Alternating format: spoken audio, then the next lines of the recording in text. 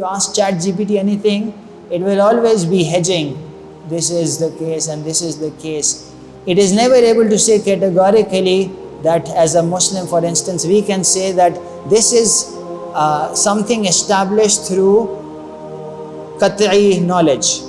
आपसे एक सवाल मैं पूछता हूँ, कभी ऐसा हुआ है कि आपके ऐसी कोई फीलिंग थी जो आप डिस्क्राइब नहीं कर सके? कभी ऐसा हुआ है? इतनी खुशी हुई पर आप बता नहीं सक रहे, इतना गम है पर आप बता नहीं सकते. The society that is imbalanced will become even more imbalanced. So in fact, to have the checks and balances, we need to do ethical and political action. Okay, in your own realms, as a user, as a designer, as a citizen, you have roles to play. So we will then proceed to the next topic, which is directly related. Once you have ideals, then you need to take action to cultivate the ideal human being, the concept of al-insan al-kamil. This is an ideal that we desire towards. So for example, the Prophet ﷺ was a role model for us. He was uswa hasana, an example of al-insan al-kamil. We have this ideal, we will never attain it fully, but we are going to be in a process of improvement, trying to get there. Okay, so that is the ideal we have. And it's a never-ending journey. So tarbiyah and the road to mastery is a never-ending journey. So yesterday I talked of multiplexity and I talked of either or thinking and both and thinking. And to become holistic, we in fact require both. We require the combination of either or thinking we get in science, in logic, in mathematics, where there is a single correct answer. And through that, we will have the benefit of or. The benefit of or is, when you go into or thinking, either or thinking, you become good at science. You can run algorithms, you can model things mechanistically and so on. But you also need to combine it with the and both and thinking we mentioned. Okay, so with and thinking we recognize that often when we are polarized over a topic, it is because two people are catching on to aspects of truth. And the real truth comes and emerges from combining both of these pictures. When you can do that, you will have a more balanced, holistic, complete answer. So we need to have both of these together. And if we do that, we will have a healthy, safe world. However, none of these two, either or even both and, are enough on their own. So I'm not saying that you should not focus on science and only look at both and thinking. Because with both and thinking, for example, you might become a moral relativist. You won't be able to differentiate between different levels of reality. When we talked of multiplexity, we mentioned some aspects, they are truly either or. They truly have a single answer. They are truly universal. But there are many things which are relative. For example, there are cultural things which are true in one part of the world, but not true in the other part of the world. These days, when we do social science, the people who invented social science in Europe say that you must be like us. But that's false universalism, because every people, they have their own customs, they have their own culture, right? So you cannot remove artificially the diversity people have. Anyone remembers last time, yesterday we talked of reductionism. Do you remember? There was this example I gave. What was that example? It was a bed. And what was the name of the person? That bed is called a Procrustean bed. The Procrustean bed is one in which you chop off aspects of reality to match it with your conception. So if you come to a problem expecting something, you will only see that thing. In modeling, in engineering, we say, if all you have is a hammer, everything would look like a nail to you, right? But हर चीज़ हथौड़ी से तो नहीं होती ना.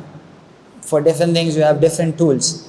So you must have a wide, broad toolkit. Okay, not just be simple-minded and think in a single dimension. Okay, so I mentioned the genius of or, I also mentioned the genius of and, but there is also the tyranny of or, and there is the tyranny of and. Tyranny का मतलब होता है उसका नुकसान. When you think of either or, you don't realize that something can be both at the same time. Okay, you do not see the two things complement each other. In or thinking, you have this take it or leave it mentality. You are with us or you are without us. There is no middle talk. So this is related to being judgmental, harmful polarization. But there is also a tyranny of and. The tyranny of and is you become indecisive. For example, if you ask ChatGPT anything, it will always be hedging. This is the case and this is the case. It is never able to say categorically that as a Muslim, for instance, we can say that this is something established through qat'i knowledge. We have in Islam something called qat'i knowledge, that we know, for example, the Prophet Muhammad Sallallahu Alaihi Wasallam is the last messenger. We know that Allah Ta'ala is wajibul wujud. We have many things in which there is no fuzzy thinking. So the idea with multiplexity is we think of reality as different levels, and we then say that at the material level we can use different kinds of models and methodologies, and at the higher ethical levels we cannot use methods like physics there.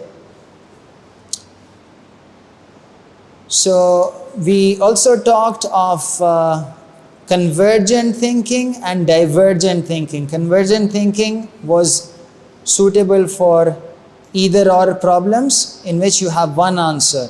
Divergent thinking is suitable where we are trying to be more creative, where diversity helps. In a society, is diversity good or bad? So many people think everyone should be the same. This is not a good idea. Okay, Allah Ta'ala has created people with different colors, different languages, different temperaments, and this is the beauty of humanity, that together with diversity we have completeness. If everyone was like the same, you would have homogeneity and you won't have a lot of color. Everything would be black and white, right? So diversity is good, and there are many books written on it, and we find evidence of this in various fields, including technical fields. Machine learning, diversity is good. Multiple model thinking is good. It helps you grasp reality more completely. But the tyranny of and is, if you think everything is both and, then you don't realize that some things are truly single answered. So with tyranny of or, you could have comments like you are either with me or against me, and you have like in the time of Jahiliyyah, people used to always stick with their tribes. They would never stand up for the truth because they were, following this idea that I am either with a tribe or, not, or against them. But in reality, we have to be more nuanced. We need to look at things in their proper context. Okay, so to become al-insan al-kamil, we need to combine the spirit and the forms, the heart and the actions, but know that the heart has priority. This is from a hadith. قال رسول الله صلى الله عليه وسلم إن الله لا ينظر إلى صوركم وأموالكم ولكن ينظر إلى قلوبكم وأعمالكم. Allah Ta'ala does not look at your forms and faces, but He looks and He does not look at our amwal. He looks at our hearts and our actions. So this highlights, does it say that amwal and suwar is not important? It does not say that. It just says that the more priority is on the heart and what actions you do. But when used well, amwal and the suwar of actions, which means the form of action, actually going and doing something, actually praying, that is also useful, but when combined with the spirit. Yesterday I gave this example, but I got feedback that not everyone got this. So this was the metaphor described in this book, Master and the Emissary. Okay, so the general idea here is, I say it again, that in this book, he is a psychiatrist and he has a theory about the divided brain. Within our brain, we have two hemispheres. They both have different ways of looking at the reality. Okay, so he says that the right hemisphere is the wiser hemisphere. It looks at things at their proper context and looks at things more holistically and is looking at things more broadly. So that's highlighted here. The master embodies a holistic, integrative mode of thinking. In other words, the emissary only looks at a thing in isolation, but the master knows how the things are connected to each other. So the master was like a king who was very wise, but because he was just one person, he could rule just over a small country.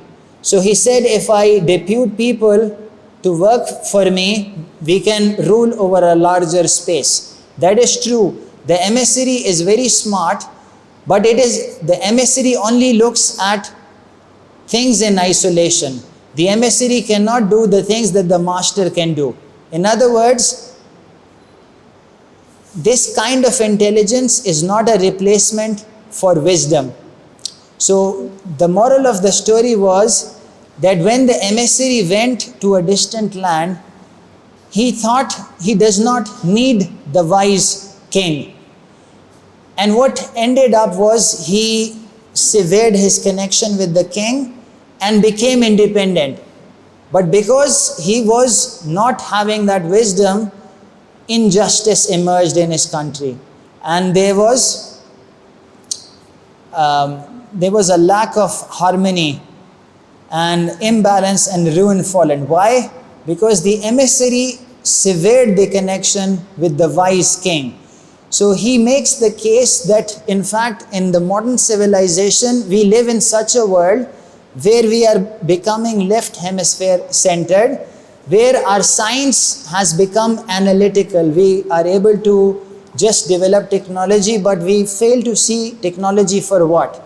And he said that through this story, it would have been wonderful if both of them were working together, the right hemisphere providing the overall perspective and the left hemisphere doing the execution. The moral of the story here is we need both of them working together, but the wise hemisphere to actually control. And we need to have something similar here. So the title of this slide is, we need to combine the spirit and the form, but the spirit is more important. The wisdom is more important because that is what gives life to the actions. Okay, so I'm now going to show and share with you some ideas which are developed by Professor Rajab Santurk in his idea of multiplex education. Multiplexity and ihsan we've talked about. But apart from that, there are other aspects which I'm now going to talk about. Both in Islamic knowledge and in secular knowledge, we need to be independent, become independent thinkers, to be able to do tahqiq. तहकीक को आमतौर पे research हम कहते हैं, लेकिन हमारी research भी तकलीद ही है. जो सेक्युलर यूनिवर्सिटी के वर्ल्ड में भी तकलीद का मतलब ये है कि we are just following, we are not developing the foundations of our knowledge. So true tahqiq also relates to seeing how Allah Ta'ala is operating in the world, because Allah Ta'ala is Al-Haq. Tahqiq means realizing the real. Allah Ta'ala is the file, the Rabb of everything. So we need to come up with a science which helps us become independent and enables us to do, to get out of taqleed, which means following people blindly. Another concept that we need to emphasize is called rootedness. It's called ta'sil. And this actually refers to being rooted. Asal means किसी चीज़ की असल होती है उसका root. तासील का मतलब है कि you are rooted in your culture, your tradition.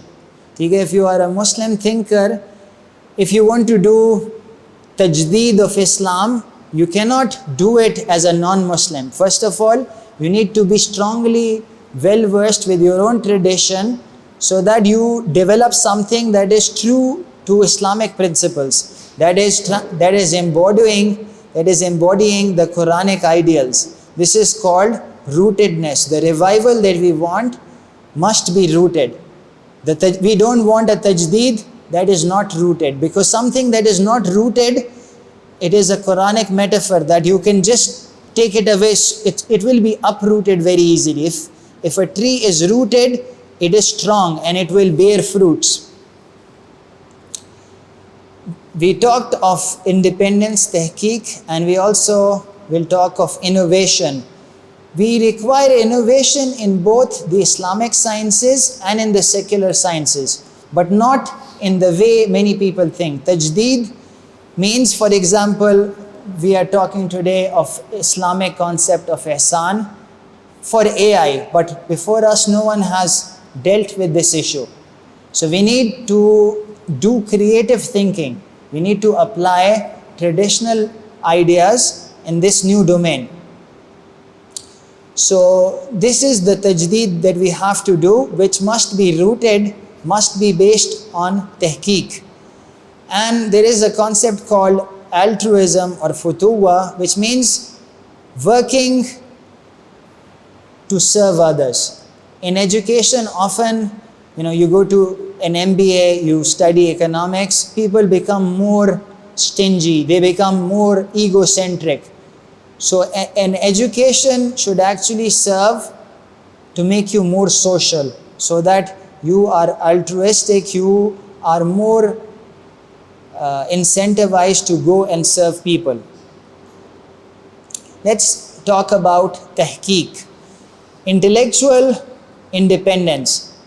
So today our system, it's a colonial legacy. आपको पता है कि पाकिस्तान 70-80 साल पहले, उससे पहले was under the British Raj. Many of the systems, many of the laws we have today is a legacy of that time. We are yet to create our own system. We have been talking about multiplex education, but to this day we have very few places that are combining Islamic and secular learning in an integrated way. There are some efforts, but we need a lot more. So we require intellectual independence to go from being culturally colonized to be emancipated. Emancipated का मतलब है आज़ादी, असल आज़ादी, हकीकी आज़ादी. आज़ादी, यौम आज़ादी भी आ रहा है, तो असल आज़ादी कब होगी? जब हम colonially colonized भी ना हो, epistemically colonized भी ना हो. क्योंकि गोरे तो चले गए, पर उनकी थ्योरीज अभी तक हमारे जहन पे राज कर रही है. तो to become self-sufficient, firstly you need to have your own roots. You need to learn from the others, but combine it in a way that aligns with and is integrated with your worldview. That's the challenge we have. So we have to go from taqleed to tahqiq. In religion, it means evidence-based faith and practice. तवहुमात में ना पढ़ना और culture ही को सब कुछ ना समझना. असल में जो दीन का हिस्सा है, जिसकी असल है कुछ, उस पर एक्ट करना. Tehqiq in natural and social sciences is to do evidence-based science. So there is no contradiction between these two. You can do both of these two things together. Tehqiq in morality and spirituality is to go from a lower self, which is nafs al-ammara, to a higher self, which is al-nafs al-mutmainna, in which your reason rules your hawa, your desires. So this is the tahqiq we talked about. Okay, in spirituality, you need to feel the presence of Allah subhanahu wa ta'ala. You need to have that perception. Remember, we quoted this verse of Allama Iqbal, कि इंसान सिर्फ इदराक नहीं है, सिर्फ brain नहीं है, एहसास भी है. ठीक है, और क्या हमारे दिल में एहसास है लोगों का, गरीबों का, जो लोग मिस्कीन हैं, जो लोग मुसीबत में हैं, क्या हमारे दिल में एहसास है? क्या अल्लाह ताला को हम परसीव करते हैं इन आर लाइफ? ये एहसान का जज्बा है. ठीक है, सिर्फ जानना नहीं है. अकल एक लेवल है और फिर दिल एक और लेवल है. सो तहकीक ऑल्सो रिलेट्स टू तहकीक of the heart. Okay, when we talk of AI, we don't want to become a puppet of our tool. In the Quran, there is this verse which shows an example, a parable of someone who is utterly dependent on a master. بعد أعوذ بالله من الشيطان الرجيم بسم الله الرحمن الرحيم وضرب الله مثل الرجلين أحدهما أبكم لا يقدر على شيء وهو كل على مولاه أينما يوجهه لا يأتي بخير هل يستوي هو ومن يأمر بالعدل وهو على صراط مستقيم. Allah Ta'ala gives a parable, an example of two men. One of them is dumb, mute. He cannot say anything. He has no opinion of his own. He is totally a slave of a master. He is a burden on his master. Whenever and wherever he directs him to, he brings no good. وَهُوَ كَلٌّ عَلَى مَوْلَاهُ कि पूरा का पूरा उस पर dependent है. He has no say of his own. So, are we going to have such a dependence on our technology, or are we going to be independent? To be independent and to be in a position to correct the technology, you need to have your foundations already there. You need to have ta'sil. You need to have your roots strongly grounded. You need to read the books before you engage with the AI. So this is the inherent paradox, that you cannot learn through AI because the AI gives you mixed information. And to be able to critique it, you need to have that independence. We don't want to be utterly dependent on anything. So the moral here is technology is a good servant but a poor master. It's like your body and your desires should not also rule over you. We use our body and we nourish it, but then we use it for our purpose. So technology is also a good servant but a poor master. Rooted revival can be understood by this statement of Allama Iqbal in his book, The Reconstruction of Religious Thought in Islam. He says that the task before the modern Muslim is immense. He has to rethink the whole system of Islam without completely breaking with the past. Perhaps the first Muslim who felt the urge of a new spirit in him was Shah Waliullah of Delhi. So the point he is making can be shown in this graph. We have to be rooted in tradition on the one hand, and we need to be innovative thinker on the other hand. And this balance is very hard to do. So maybe if you have to start, firstly start here. Become very strong in your tradition. And then under supervision, under someone wise, you can do innovative thing. But at the same time, it's important not to fall only in one camp, not be either or, but to do both things together. If you do that, we will have flourishing human beings in society, and your religion will not be just informing your worship. It will be an alternative that emerges before the world, and people will see that Islam gives us guidance for this world and the challenges we live in. But if we don't have both of these things together, we will have lack of flourishing, we will have fragmented knowledge, we will have two different camps. The madrasas will be different from the schools, and the two will not meet. We actually need a creative engagement of both these two poles. Okay, one other aspect related to AI is that it may impede and compromise the social connection that is necessary for learning. We mentioned here rooted in tradition. You will never be rooted in tradition if you just rely on AI. You actually need to connect with a teacher. You need to learn from classical books. So that kind of learning is shown here as social learning. This learning is based on isnad. Do you know what isnad means? Sanad, जैसे हदीस की सनद होती है. What does it mean? A chain of people that connect you to the source of the knowledge. So if you want something that is Islamic, it must be connected in a muttasil sanad back to the Prophet sallallahu alaihi wasallam. So we need to have that isnad model. If you just learn from AI, who knows where that information is coming from?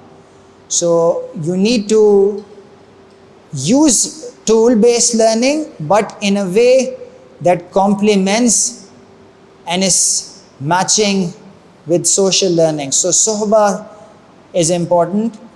Embodied transmission of wisdom. Who can tell me what this means? Embodied transmission of wisdom.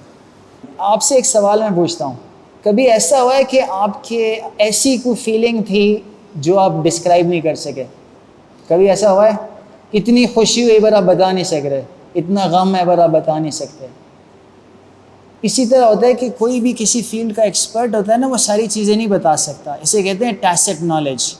कुछ चीज़ें होती हैं codified knowledge जो किताबों में मौजूद हैं, पर बहुत सा इल्म ऐसा है जो कि ऑब्ज़र्व करके सीख सकते हैं आप.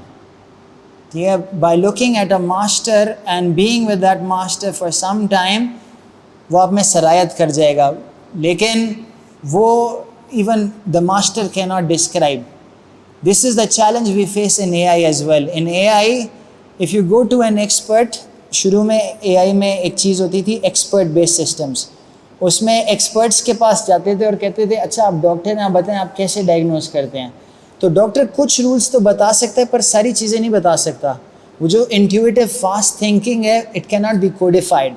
वो इंट्यूशन डेवलप होती है through experience. So that is what is known as embodied transmission of wisdom, that can only be acquired through companionship and by observing. So there is this model called apprentice model. It's common, you go to any workshop, you will see a small child working alongside a more senior person. And that is how they learn. They learn by doing, not by words. So we require both, because with tool-based learning, you are relying only on codified knowledge. You are only relying on words, but you also require the tacit knowledge. T-A-C-I-T. Tacit knowledge means the unsaid knowledge. So in social learning, we have this being with and becoming aspect. ठीक है, हमारे यहाँ एक लफ्ज़ इस्तेमाल होता है हुजूर, हज़रत, जिसका मतलब होता है किसी की प्रेजेंस में होना. ठीक है, वो भी एक सोर्स ऑफ नॉलेज है, किसी के हुजूर में बैठ के सीखना. And there is another kind of learning which is based on just engaging with tools. when you combine both of these together, that is a more holistic model. That is going to create a more kamil insan. This is a book. I talked about this yesterday. It's written by an author called Matt Bean, and the subtitle is How to Save Human Ability in the Age of Intelligent Machines. He gives an example of surgeons. Okay, how do surgeons learn how to do surgery? For example, some of you might have learned how to do swimming.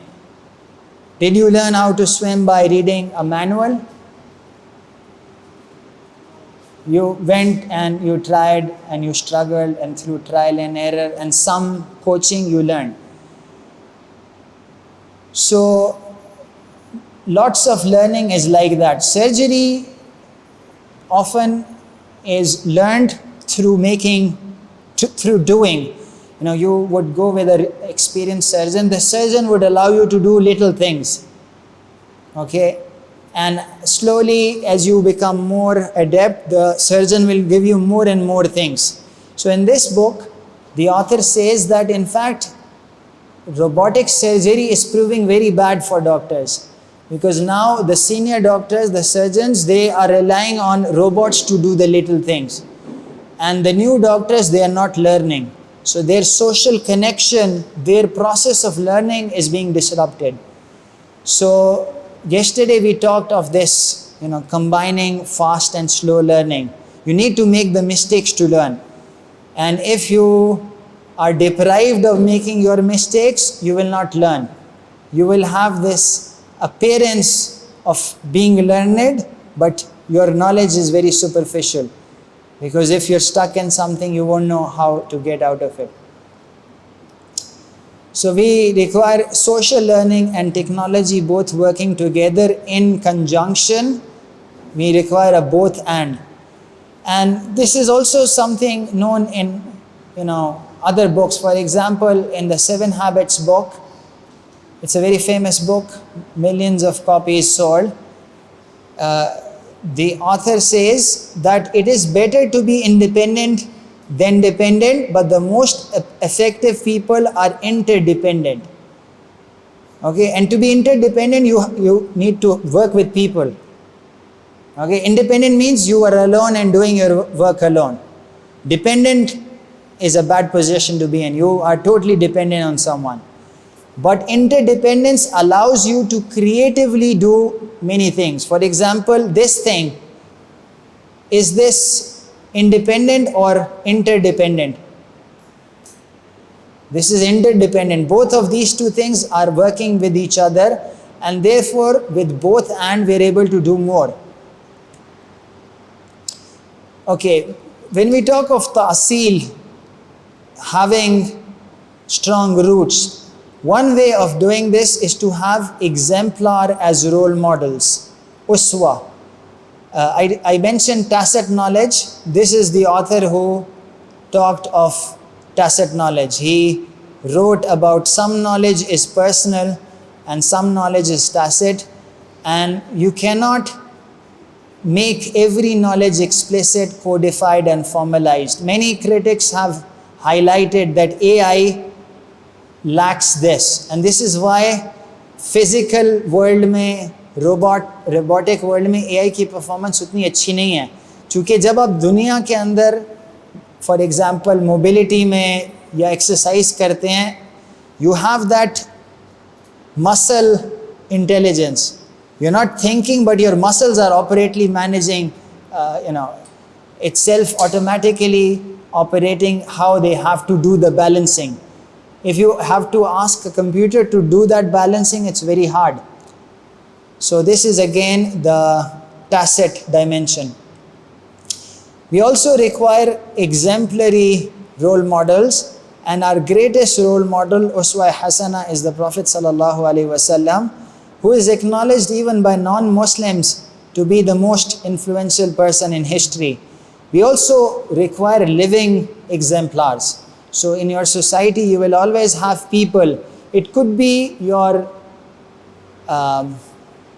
professional mentor, it could be your spiritual mentor, but we all require mentors that are themselves embodying Islamic ethical principles in personal and professional conduct. So if you find any who have this, you should go and work with them and observe them. And if you come across a problem where you don't know how to take a decision, take advice from them, and it will often help you. So it may look this way to students that they don't require mentors now, but now perhaps they require mentors more than ever. So I wrote this post a few months ago because I was seeing this in my class, that students were not coming to the class. They would come to the minimum degree that is necessary. For example, 25% is allowed. They are absent for 25% of the time. And they think they can just get the answers from AI, but they're not in a position to work well with AI. And they make novice mistakes, जो newbies करते हैं, और उसमें वो चीज़ें होती हैं जो कि if they come to a mentor, they can explain to you that this understanding is incorrect. और ये अब accepted एक knowledge है. This is a famous psychologist who has said the same thing. She's saying in the age of AI there is a paradox. Students need their teachers more, not less. Why? Because students need teachers to get them to do hard things now that are good for them later. Okay, there is this paradox, slow, fast learning. Fast learning, shortcut करके direct answer ले जाना. ठीक है, assignment में तो marks अच्छे आ जाएंगे, but you won't actually develop that foundation which will help you in the long run. We also mentioned altruistic ethics, futuwa, and that is emphasized in the Quran. We see here, وَأَمَّا مَا يَنْفَعُ النَّاسَ فَيَمْكُثُ فِي الْأَرْضِ. And as for that which is of use to mankind, it remains in the earth. Allah Ta'ala gives life to things that are beneficial. The Prophet Muhammad sallallahu alaihi wasallam said, if any Muslim plants something or sows seed from which a man, a bird or an animal eats, it counts as a charity for him. So we have this ethical approach where our life is not only for ourselves. It is akhirah focused, and it is focused on creating facilitation for people to create justice in the world and to act on behalf of Allah Ta'ala to create a system here which creates social prosperity. We also see in another hadith that the Prophet ﷺ said, the translation of which is, the best of people are those that bring most benefit to the rest of mankind. This is an approach we need to emphasize. This is the tarbiyah that is needed. When it comes to technology, technology is inherently an amplifier. So with this, the rich will become richer. The society that is imbalanced will become even more imbalanced. So in fact, to have the checks and balances, we need to do ethical and political action. Okay, in your own realms, as a user, as a designer, as a citizen, you have roles to play. For example, efficiency and equity are complementary yet conflicting values. Efficiency का मतलब होता है जो चीज़ करना चाह रहे हैं उसको ज़्यादा effectively करें, लेकिन हो सकता है उसकी वजह से imbalance create हो, rich get richer effect हो. So you need to ensure that the poor are not badly affected. Learning and performance. Who can tell me why learning and performance can be conflicting? Any student? Learning and performance. Can it be conflicting apparently? क्या ऐसा हो सकता है कि आप पढ़ाई करें और फिर भी आपकी आउटपुट उतनी अच्छी ना हो? आपने एक असाइनमेंट बनानी है, आपने एक एग्ज़ाम देना है, हो सकता है इट सेज हेयर कि इसमें ट्रेड ऑफ है, Do you agree? And if you agree, why and how?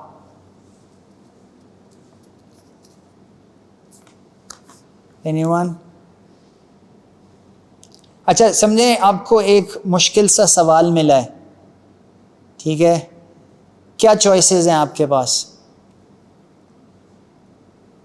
2 दिन में उसको प्रिपेयर करना है, उसकी असाइनमेंट को.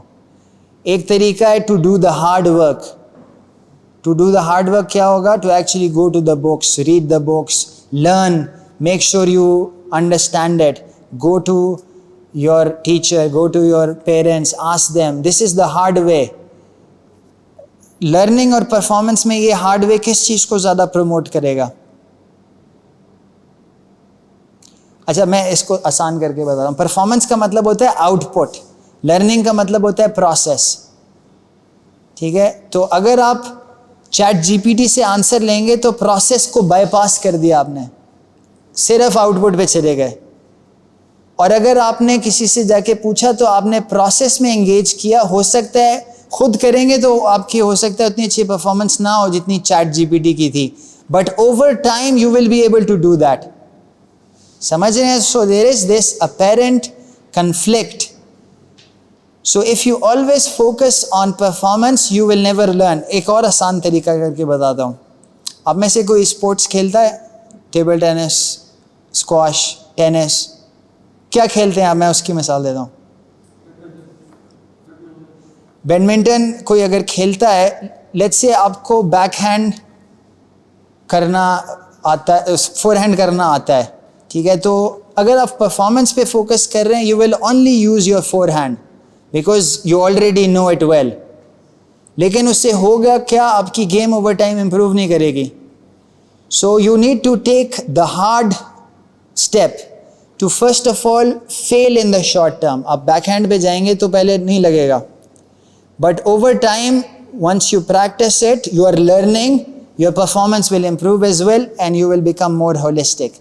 So the general idea, not only in learning but in everything which involves learning, is to match and complement and balance learning and performance, and there can be a conflict. So you need to ensure and optimize for the long run. So alhamdulillah we have finished the second session.